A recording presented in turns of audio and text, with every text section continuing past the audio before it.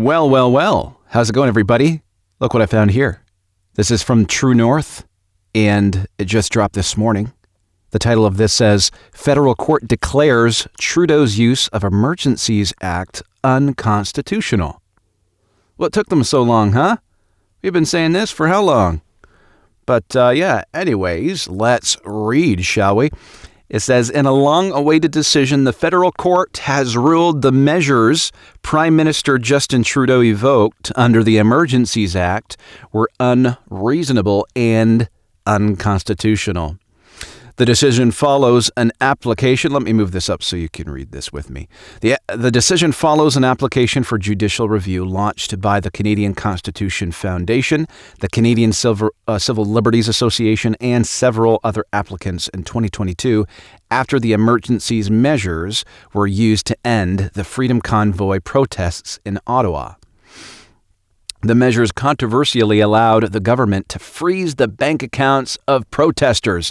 Now that is the part, well, all of it scared me, but this one is what terrified me. Freezing bank accounts of protesters, especially coming from a government that is entertaining this idea of centralized digital currency, money that they can control. Yeah, it's just a scary thing. The fact that they were able to freeze bank accounts of people with different political opinions. So that future, that would be scary. So let's keep going. Conscript tow truck drivers arrest people for participating in assemblies the government deemed illegal. The court declared that the decision to issue the proclamation and associated regulations and order was unreasonable and beyond the scope of the Emergencies Act. Okay, so there's a few tweets that they relay here. This is Christine Van Geen. I don't know how to pronounce that. She's shouting in all caps, Emergencies Act invocation declared unreasonable by federal court. And Point 3 is it is declared that the decision to issue the proclamation and the associated regulations and order was unreasonable and ultra vires the Emergencies Act. I want to define that here on the go. What is ultra vires? Define ultra vires, Google. What do you have to say about that?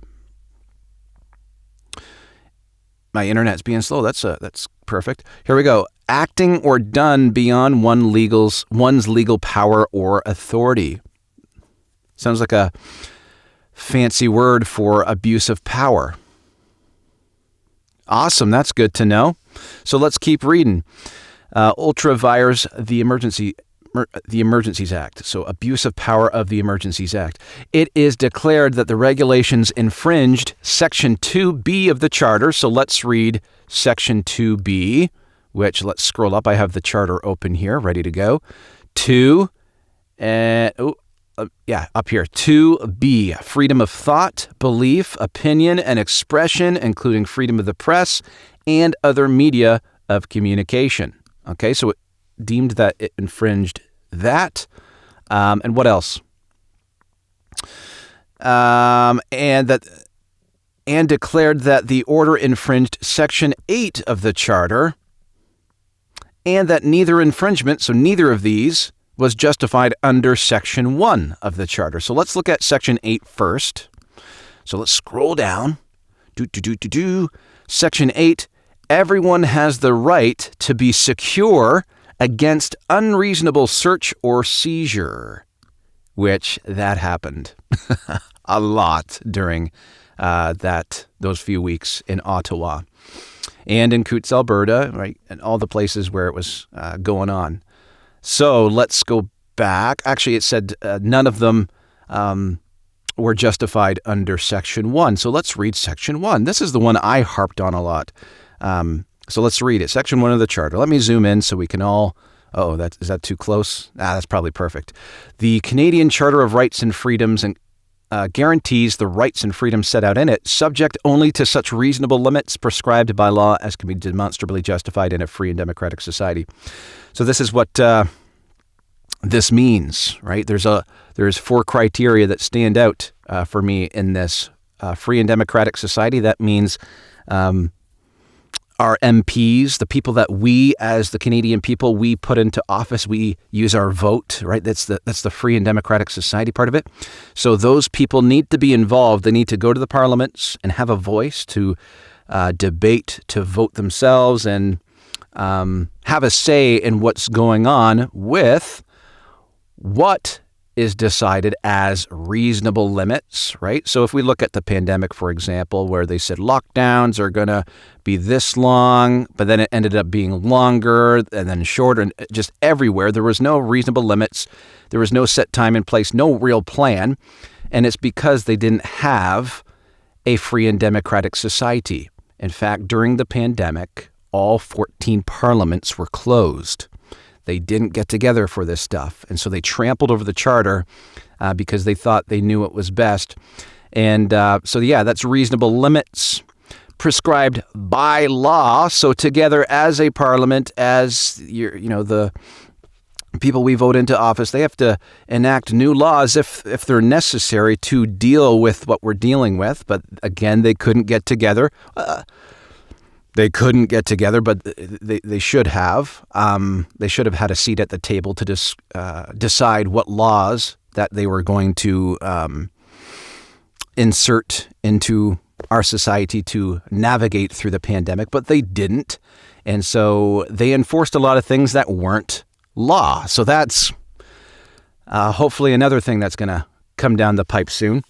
But then we have this, demonstrably justified, which if you speak with former Premier of Newfoundland and architect of the Charter, last surviving architect of the Charter, Brian Peckford, so he was responsible for penning this stuff. And he describes how the reason behind putting demonstrably justified was because they were trying to set the bar super high. Like this is for like war or insurrection, and you had to make decisions on a dime, right?